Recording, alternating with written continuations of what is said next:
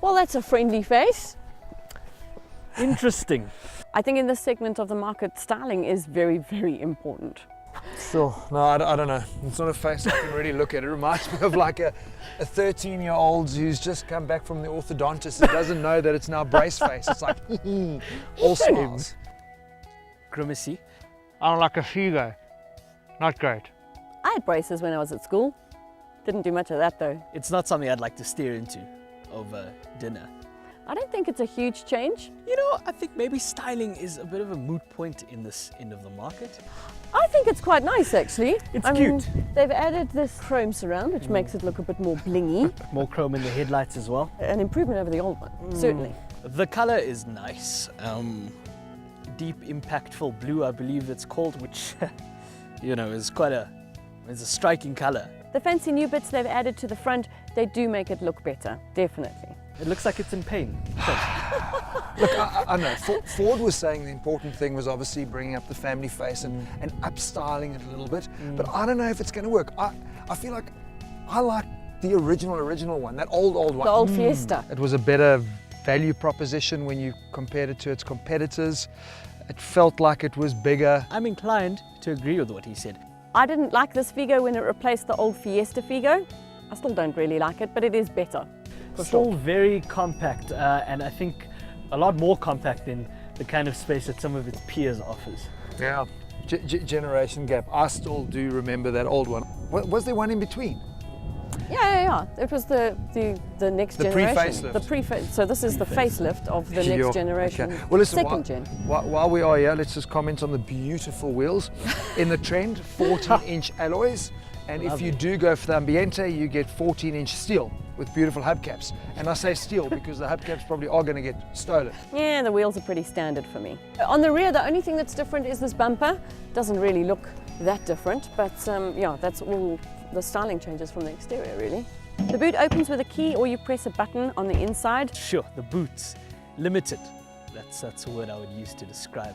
Also, the parcel shelf doesn't really give you a lot of movement. It sticks, it stops, it doesn't close properly. A bit irritating. You know, in Ford's campaigns, they have pictures of like trendy people taking selfies with it. I think that's a bit of an oversell. I think I should drive. Sir, let me open for you. Let's see if you can fit in the back. Thank you. I feel like a startup millionaire. Okay. Is that Lindsay's driving position? So It's not my driving position. I need to fix it. Either way, But you've got space, sir. I'm good. But I'm not the tallest guy out there. So. Okay, I'm going to try. Okay. We're both going to sit in the back. Yeah. Got good space? You Like can go a premium lot more economy. far back if you want. But listen, we do have the dwarf driving. Okay, there's no reach on the steering wheel. That's good. That's annoying. That's good. That's not That's bad. unusual at Were this you being price. sarcastic? I was. And listen, while you're getting all excited Means I in may front, as let me well not put this throw my head back in celebration because I will knock myself out. The leg room was good. I sat in the back, no problem. I just lost my head. You fine. I am living my No, best I'm- life here. This is great. How tall are you, Morris? I'm on the tighter side of, I'm 6 foot. We've got an ashtray. I actually thought this was like one of those little take-home espresso cups until I took a sip and got your, Sorry, but you yeah. know, probably like this. That's going to rattle and roll Yeah. as you go. Anyway, at least you can take it out. Anyway, it's there. Yeah. Do that. Power windows in the back. Windows. That's You pretty love cool. messing with our Upsetting the cameraman. Look at cameraman, that. But but you should get that at that price. Yes, Electric absolutely, windows. power Yeah. windows. So they've redesigned this fascia as well Yeah. over here. It's a lot more simple, Hey, which I think is good. Pop that little thing up. Yeah. There's your phone. Actually, very, very clever. Yeah. Because it's got a Is little it? it's got a little USB There we port in the go. back. So there's your Should make navigation. texting and driving much easier. The long arm of the law. That is quite cool. I mean, you're not going to get nav in a car like this unless it's Yeah. a Renault, possibly. I love that little compartment. It's really cool. What does the consumer want in a car like this? To be able to connect their phones? Tick. And it fits any phone. But have you noticed we've been complaining Ford's always too busy, their interiors, but they have simplified. It is much Everything. better. The dials are quite small. So are the side mirrors, according to This Brentwood. whole car is just tiny. I mean, those side mirrors are like little ears on a fox terrier. Yes, those side mirrors are just tiny. But you've got good leg room, right? Good legroom. Yeah. I'm I can't I'm complain. actually quite surprised. You've got some quite nice storage space here. There's a little ledge. I have to say this, so we're in the auto trend version, which is now an actual automatic, not a power shift, yeah. But I don't like this gear stick. Okay, it looks very old school. Well, this that's whole probably come out of a 1960 or something. Yeah. It's come out of some Ford parts, but 60s fair lane or something. All right, so should we go for a drive? Let's go for All right, that. strap up, strap Wheel up. spin, wheel spin. It is interesting how big the traction control off button is in this car. Where is Down it? there in the center there. Oh yeah, like someone's going to want to turn the traction off on this car.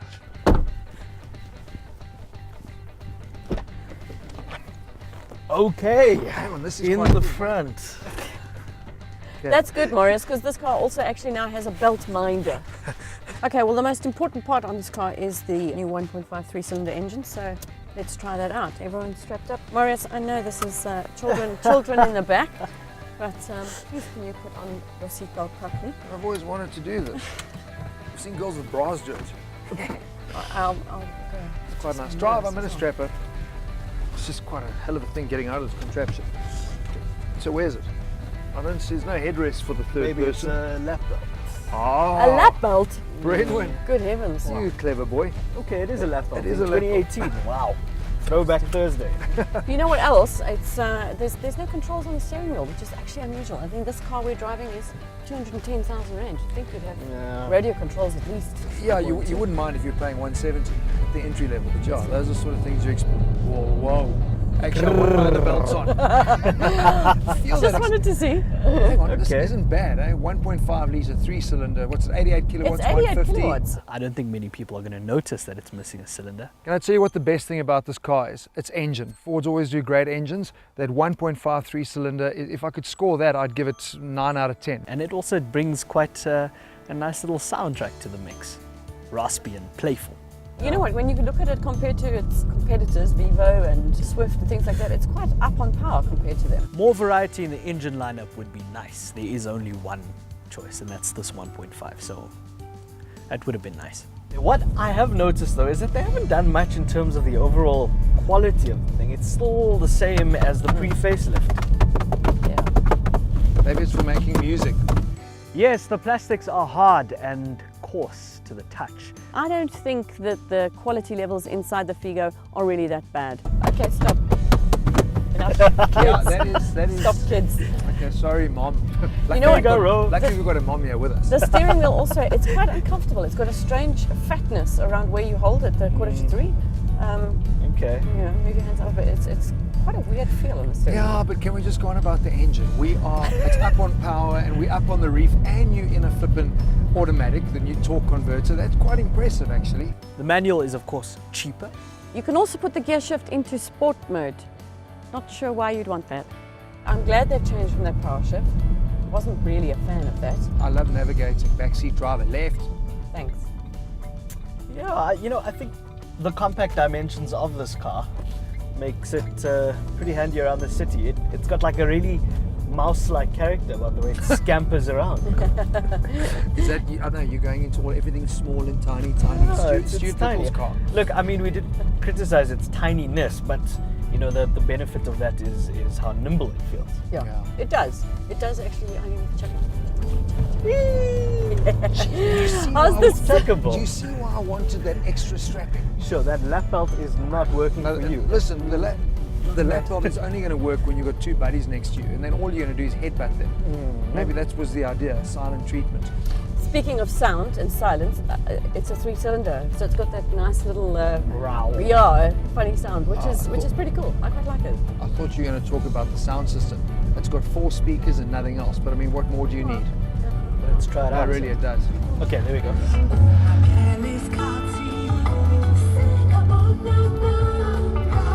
I can't sing along to this one.